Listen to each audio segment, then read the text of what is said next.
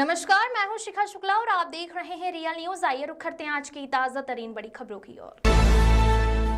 अकबरपुर कोतवाली पुलिस को मिली बड़ी सफलता। करोड़ों की जमीन फर्जी तरीके से किसान का अपहरण कर बेनामा कराने वाले गिरोह का हुआ पर्दाफाश। करोड़ों की जमीन कौड़ियों के भाव लिखाने वाले 6 आरोपियों को पुलिस ने किया गिरफ्तार। आरोपियों ने बैनामे में लगाकर चेक दी गई नकदी भी धोखे से ले लिया वापस। एसएसपी ने प्रेस वार्ता कर दी जानकारी।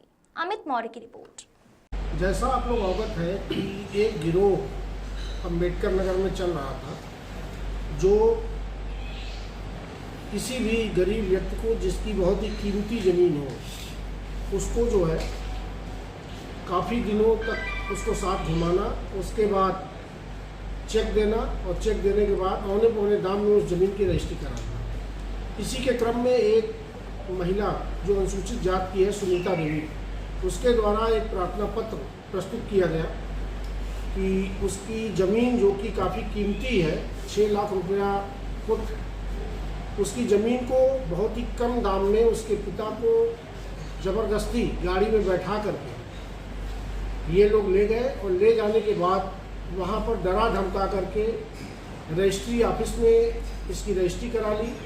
इनको चेक दिया, ऐसा चेक दिया जिसमें बैंक में कोई पैसा ही नहीं, किसी भी प्रकार का कोई कैश नहीं दिया। और ये पूरा नेक्सस लगभग 2.5 साल से ये लोग फॉलो कर रहे हैं। 2.5 साल पहले इन लोगों ने एग्रीमेंट किया और उस एग्रीमेंट में फोर्जरी की कि दोनों व्यक्ति अनुसूचित जात के नहीं, जबकि अनुसूचित जात का ही व्यक्ति विक्रेता है।